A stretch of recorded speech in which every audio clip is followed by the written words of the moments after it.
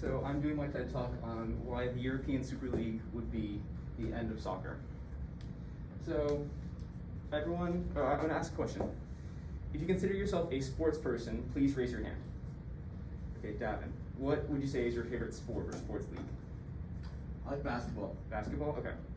Now, I want you to imagine that basketball is just between the best of the best teams, maybe the top 4 or 5, all competing against each other. That's pretty good, right? Yep. Well, I'm going to tell you why that would be the end of that sport, basketball. Now, I'm going to be talking a lot about football, but not our football, the world's football, soccer. And so I'm assuming that none of you are as invested in the sport as I am. So I'm going to give you a very quick crash course on the biggest points that you need to know. So there are soccer leagues all around the world, but the biggest ones are in Europe, specifically Spain, France, Italy, Germany, and England. And each of these countries has a so-called top league and then lower leagues beneath them. All of them work the same way. You play every team in the league twice, home and away, and you get points based on how you perform. So you get 3 points for a win, 1 point for a draw or a tie, and then 0 points for a loss.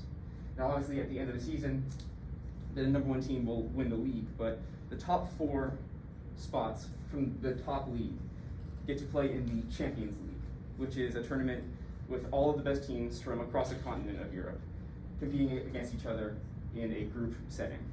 And the 5th place team in the top league gets to play in the Europa League, which is kind of a second tier to the Champions League. And so this is the way the domestic leagues work. And so when I say domestic, I'm referring to the individual specific countries. So I'm talking more about the Champions League now. There are 32 teams in this competition, 20 of which are filled by the top 4 spots from the top 5 leagues that I mentioned before. But the other 12 spots are filled in by teams like Shakhtar Donetsk, which is from Ukraine, or Galatasaray, which is from Turkey. There are spots reserved for these smaller teams in smaller leagues so that they're able to play some of the bigger teams in Europe. And so, for this reason, it's one of the most coveted sports competitions across the world. To give some context as to why it's so big, the Champions League final in 2014 and 2015 drew 380 million viewers across the world. The Super Bowl for that year drew in 114 million. So it's safe to say this is a fairly popular competition. And so that's how soccer in Europe currently works. There is a new competition that has been tabled that has generated a lot of anger. 3.5 weeks ago, there was a statement released that shocked the entire soccer community worldwide.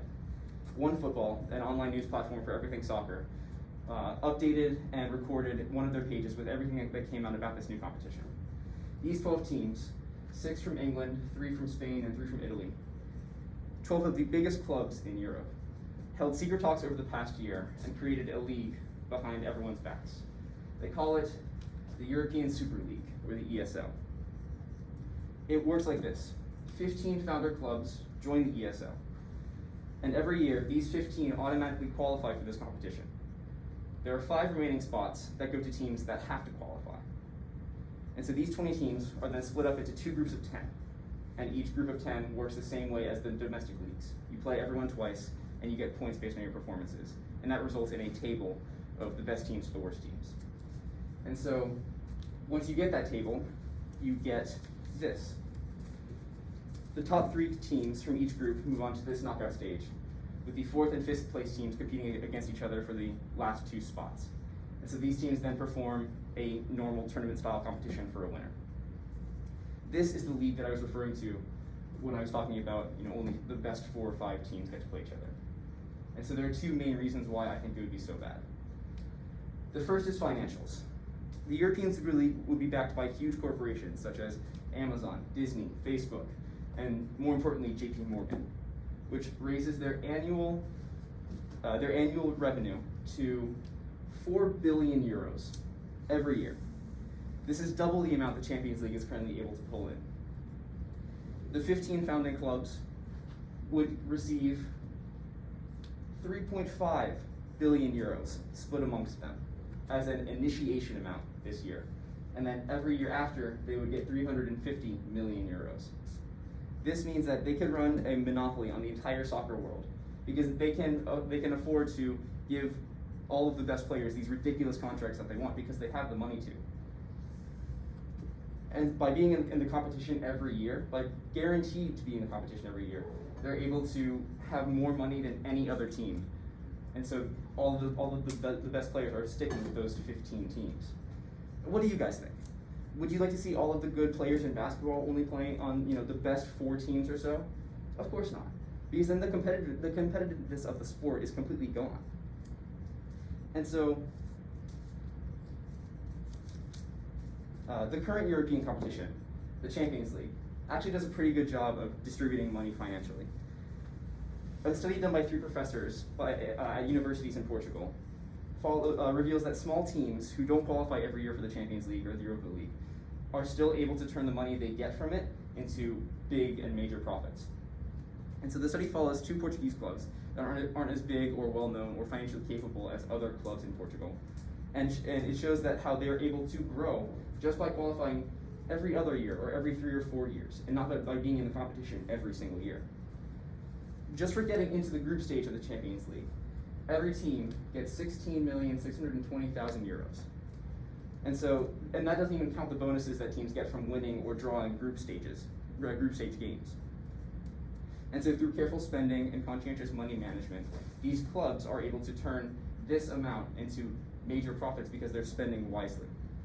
And so if the European Super League takes over this international tournament in Europe, then stuff like this goes away, because all the money is concentrated in a tiny pool of clubs, leaving everyone else to struggle. And so the money component for the ESL is a huge talking point, and it's easy to see why.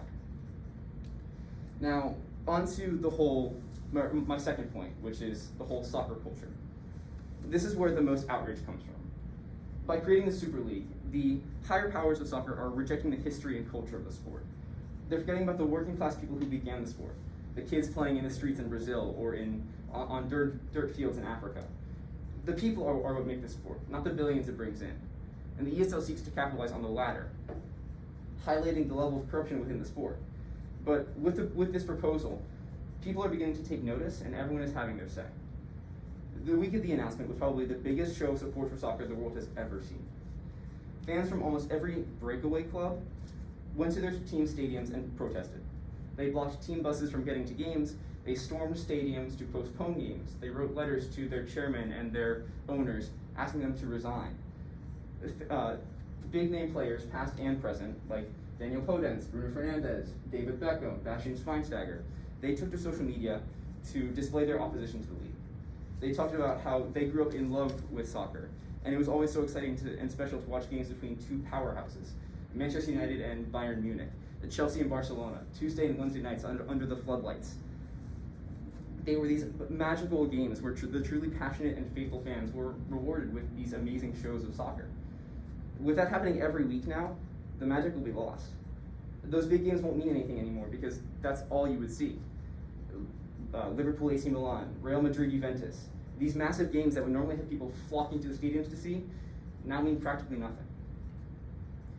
Automatic qualification every year to play the same teams will make the competitive nature of the sport disappear. The competitive nature that draws so much love to the game. Gary Neville of Manchester United and Jamie Carragher of Liverpool are 2 commentators from the news outlet Sky Sports, and they use their positions to protest. There's a YouTube video with their full TV segment that's 41 minutes long of them just ripping into this idea, and even calling out their own teams that they played for and that they love. They talk about how these teams came from the local people, the lower class citizens playing because they love the sport. The creating a league based solely on profit makes all of that history and legacy meaningless. Speaking of YouTube, Theo Baker, who's a YouTuber with nearly 1 million subscribers and does soccer and FIFA videos, used his platform to speak to the world and show his feelings about the ESL. Football is based on history, he says. By creating and joining this Super League, these teams are separating themselves from their domestic leagues by saying that they're better than the other teams in the country.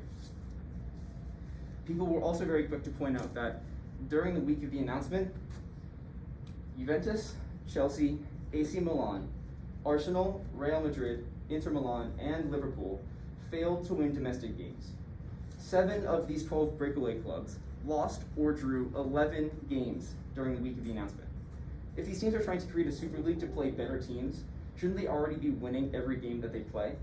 The domestic leagues are clearly still competitive enough for these 12 teams to not need their own competition. And one especially big point that emerged as more information was revealed to the world was that for most of these teams, it wasn't the whole organization trying to join this ESL. It's the owners and the group owners that are trying to put more money in their pockets. They don't care about, or they only care about the money and not about the team. They want to put more money in their wallets without regard for the players, coaches, or fans. However, these owners definitely did not expect this much backlash this quickly and at this magnitude, and have since started to rethink their positions. So where does this take us? Well, a lot has happened over the past few weeks, and all very quickly as well. Much of that is down to people voicing their opinions, but also from these 3 teams that were supposed to join the other 12. And if you cast your mind back to this slide, these 3 badges are not with the other ones. And that's because PSG, Borussia Dortmund, and Bayern Munich all refused to join the ESL. They were catalysts for other clubs to step down and back out of the agreement. It started with clubs like Chelsea and Manchester City, who didn't necessarily want to join, but felt that they had to because they didn't want to miss out on the biggest competition in Europe. And since April 19th, the day of the announcement, 9 of these 12 clubs have pulled out. And so the remaining 3, Barcelona, Real Madrid, and Juventus, are facing serious consequences if they do not also withdraw from the proposal. It's looking like things are moving in the right direction, and the scare seems to be largely over, but this whole event was a serious wake-up call to the whole world. The sport that so many of us love is clearly in danger in falling completely into the greedy hands of corruption, and serious changes need to be made.